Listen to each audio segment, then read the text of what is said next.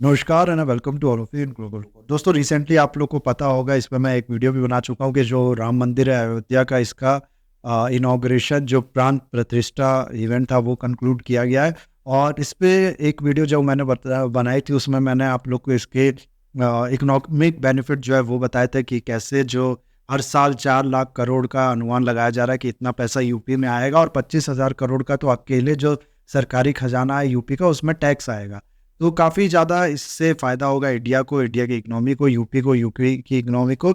ये मैं ऑलरेडी आप लोगों को बता चुका हूँ, लेकिन इस वीडियो में हम लोग डिस्कस करेंगे कि जो दुनिया भर की कंट्रीज़ है, दुनिया भर के आप लोग कह सकते हो मीडिया हाउसेस है या बाकी जो लोग हैं, उनके क्या रिएक्शन है इस पे, मतलब किस तरीके से उनने ये जो पूरा इशू है, जो पूरा ये चीज़ है राम मंदिर का इनॉग्रेशन और ये प्राण प्रतिष्ठा वाला इवेंट, इस पे कैसे रिएक्ट किया ये हम लोग देखेंगे। सबसे पहले तो हम लोग देखते हैं कि जो ताइवान के फॉरेन मिनिस्टर हैं, उनने कैसे रिएक्ट किया। शना हाजमी एक आप लोग कह सकते हो कि थिंक टैंक है जिसका नाम है ताइवान एशिया एक्सचेंज फाउंडेशन, इसकी एक रिसर्चर इसमें काम करती हैं। ये x.com पे ये एक पोस्ट जो है वो उन्होंने किया है, जिसमें ये बताती है कि जो जोसेफ वू हैं, जो कि ताइवान के फॉरेन मिनिस्टर है, उनने इनको बताया, सबसे पहले तो कॉन्ग्रेचुलेट किया राम मंदिर के लिए, और उसके बाद ये कहते हैं कि पूरी दुनिया इस समय दो तरीके के लोगों में डिवाइड है। एक वो लोग हैं जो कि इंडिया से प्यार कर रहे हैं, धीरे धीरे करने लगे हैं धीरे धीरे, और दूसरे वो लोग हैं जो ऑलरेडी करते हैं। उसके अलावा अगर आप लोग देखो तो न्यूजीलैंड के एक मिनिस्टर जिनका नाम है डेविड सैनोर, इनने क्या कमेंट किया इनके बारे में। एक वीडियो अभी आई थी इनकी एक, जो कि काफी ज्यादा फेमस हुई थी। ये वीडियो ही मैं आप लोग को दिखा देता हूँ इनने क्या कहा है।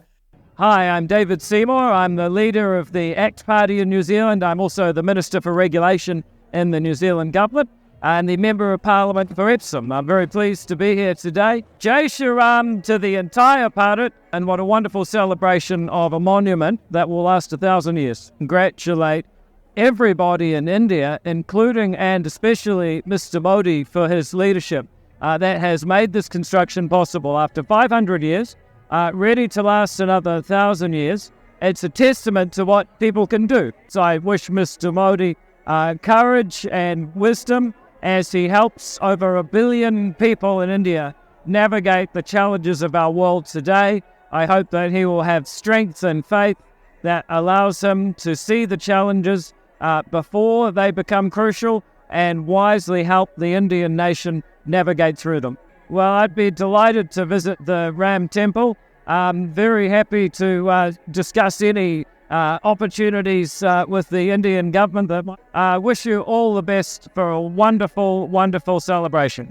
तो आई होप आप लोग समझ गए होंगे कि ये भी इस चीज़ के लिए इंडिया को कॉन्ग्रेचुलेट करते हैं। उसके अलावा अगर आप लोग देखो ना, तो साउथ कोरिया की तरफ से, साउथ कोरिया की जो एम्बेसी है उस इंडिया में, उसने एक पोस्ट जो है x.com पे वो डाला। इसमें ये कॉन्ग्रेचुलेट करते हैं, इस मंदिर को प्रेस करते हैं। हमारे जो मोदी जी है प्राइम मिनिस्टर, उनका जो पोस्ट था वही ये शेयर करते हैं। और साथ ही साथ एक बहुत पुरानी स्टोरी, जो कि अगर आप लोग देखो तो जो भी लीडर होता है साउथ कोरिया के या आम लोग जो होते हैं, बहुत से यूट्यूब अकाउंट पे भी इसके बारे में बताया जाता है। बहुत पुरानी स्टोरी, अक्सर साउथ कोरियंस के मुंह से आप लोग बताते हुए सुन लोगे। तो यही स्टोरी ये दोबारा यहाँ पर ये रिपीट करते हैं। दरअसल आप लोग देखो ना, तो अयोध्या जो सिटी है वो इंडिया और साउथ कोरिया के रिलेशन के लिए काफ़ी ज़्यादा इम्पोर्टेंट माना जाता है, क्योंकि ऐसा बताया जाता है कि बहुत साल पहले, अराउंड 48 AD में, एक साउथ कोरियन किंग था जिसका नाम था किम सूरो।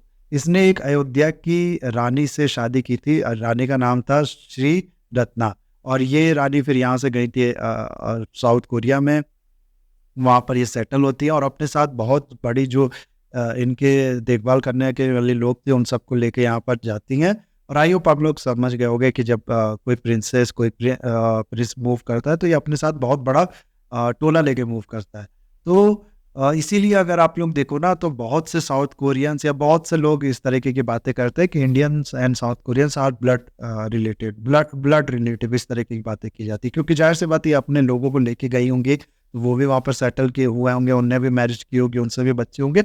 तो ब्लड रिलेशन है बहुत हद तक इंडियन और साउथ कोरियन में। इस तरीके की बातें इसी बुनियाद पे बहुत से लोग आप लोग को कहते हुए मिल जाएंगे, और इसी चीज़ का रिपीट इनने अपना ये जो पोस्ट है x.com पे, इस पे किया।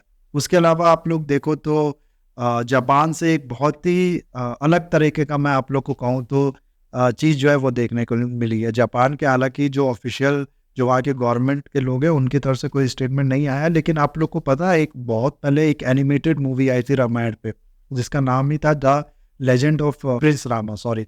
और ये मूवी अगर आप लोग देखो ना तो बहुत ही ज़्यादा लेजेंडरी मूवी आप लोग ऐसा कह सकते हो। बहुत से हॉलीवुड के जो डायरेक्टर्स वगैरह है वो इस चीज़ को क्लेम करते हैं, इस चीज़ की बात करते हैं कि ये जो मूवी है उनको इंस्पायर किया, और इससे इंस्पायर होके उनने बहुत सी मूवी जो है उसमें एक्शन सीन को डायरेक्ट किया है, और इस तरीके की जो चीज़ें इंस्पिरेशन लेके बहुत सी मूवी बनाई है, ये बात ये करते हैं।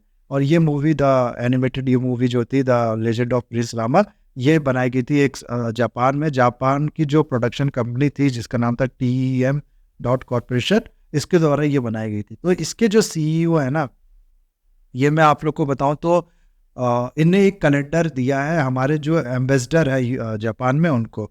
तो इसी से रिलेटेड आप लोग कह सकते हो, थोड़ा बहुत रामायण से रिलेटेड जो कैलेंडर है वो है। तो काफ़ी अलग चीज़ देखने को मिली, एक कनेक्शन देखने को मिला, बहुत पुराना कनेक्शन है मैं कहूँगा देखने को मिला। ये जो एनिमेटेड मूवी है ये अभी तो आप लोग देख सकते हो इंडिया में, लेकिन जब इसको बनाया गया था ना तो इस पर काफ़ी ज़्यादा विवाद हुआ था, आप लोग ऐसा कह सकते हो। उस समय इस चीज़ को लेकर काफ़ी बुरा माना जा रहा था कि राम जो है, राम भगवान को आप कार्टून में कैसे दिखा सकते हो, इस तरीके की बातें की जा रही थी। खैर जो भी हो, जो मैं यहाँ पर बताना चाह रहा हूँ वो ये कि जापान से इस तरीके का रिएक्शन आया। जापान से नहीं, जापान के कुछ लोगों की तरफ से इस तरीके का रिएक्शन आया। नेपाल में हम लोग ने देखा कि काफ़ी ज़्यादा दिया वगैरह जो है वो जलाया गया था। काफ़ी नेपाल के जो लोग हैं वो पैदल चल के आए हैं यहाँ पर अयोध्या में। वो लोग तो अभी भी इस तरीके की चीज़ जो है वो कह रहे हैं कि हम लोग अपने बहन के ससुराल जो है वो आए हैं। इस तरीके की बातें जो है वो नेपाल में की जा रही है, और काफ़ी दिया वगैरह जो है वो जला जा रहे हैं। नेपाल के जो एम्बेसडर हैं इंडिया में शंकर शर्मा, वो इस चीज़ को बताते हैं। उनने भी एक इसके लेके जो बात है, स्टेटमेंट जो है वो दिया है और इसमें इस चीज़ को बताया। उसके अलावा मॉरिशस आप लोग जानते होंगे, एक और हिंदू कंट्री है, इंडियन ओशियन में काफ़ी इंपॉर्टेंट कंट्री है ये भी। तो इसकी तरफ से भी काफ़ी ज़्यादा आप लोग कह सकते हो जो रिस्पेक्ट है वो शो की गई है। यहाँ पर भी काफ़ी टाइम तक ऑफिस वगैरह जो है वो बंद कर दिया गया था जब ये प्रोग्राम इवेंट वगैरह जो है ये चल रहा था। तो यहाँ से भी इस तरीके के जो रिएक्शन है वो देखने को मिला है। उसके अलावा नॉर्वे के फॉरेन मिनिस्टर जो है एरिक सोलेहम, इनने भी इस चीज़ को प्रेज़ किया है। और यूरोप की भी बहुत सी कंट्री से मैं आप लोग को बताऊँ ना तो आप लोग कह सकते हो काफ़ी ज़्यादा प्रेज़ जो है वो मिला है, काफ़ी ज़्यादा सपोर्ट, कांग्रेचुलेशन जो है वो मिला है इंडिया को इस मंदिर को लेके।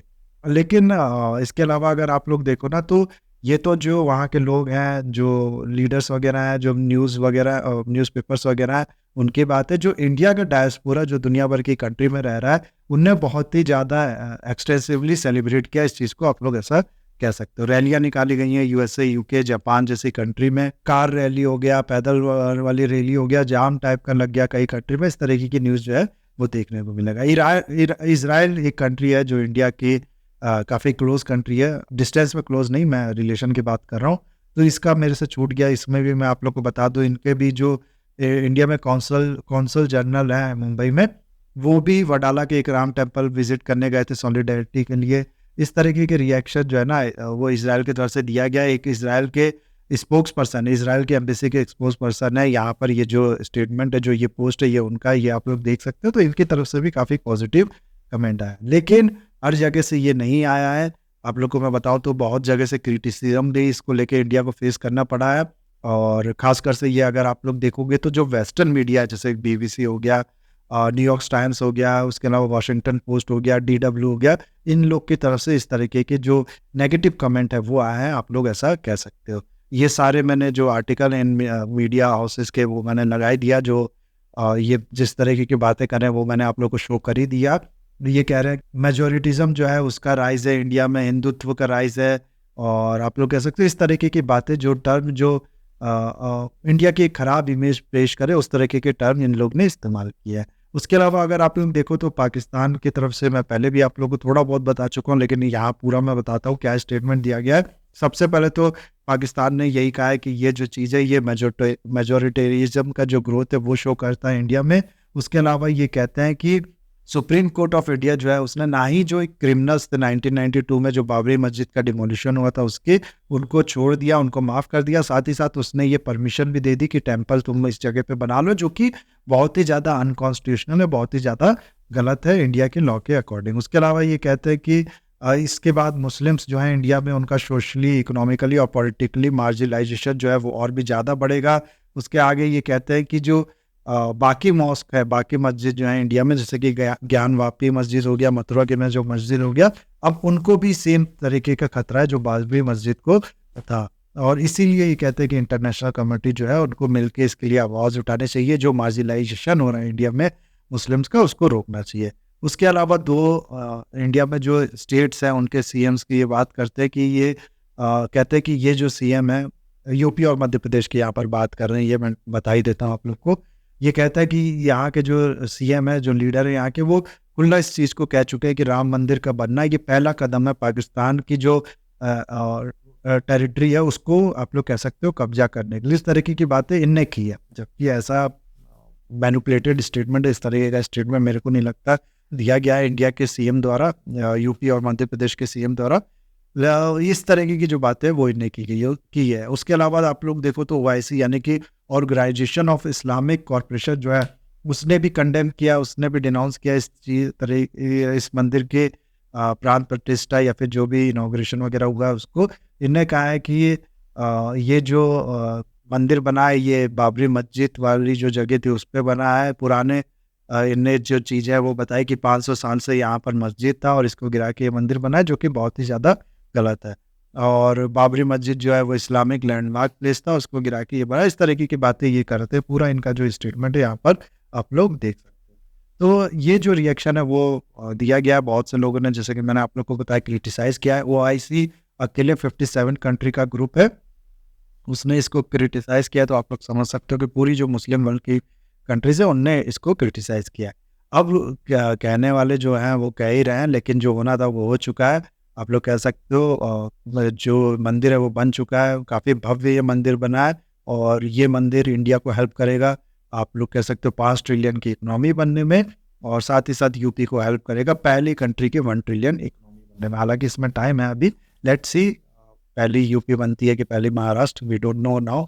लेकिन ये मैं कहूँगा कि ये जो मंदिर है ये बनना था, ये बन चुका है, अब इससे आगे कुछ भी नहीं होने वाला। ऊपर से अगर आप लोग देखो ना तो एल&टी का एक स्टेटमेंट आया था कि ये मंदिर जो बना है ये 1000 साल तक खड़ा रहेगा। अब इनने ये अलग सेंस में बोला होगा, लेकिन जलने वालों को इससे जलन जो है वो हुई होगी। तो ये जो पूरा न्यूज़ था, ये था जो रिएक्शन था वर्ल्ड का, वो मैंने आप लोग को बता दिया। आई होप वीडियो आपको अच्छा लगा होगा।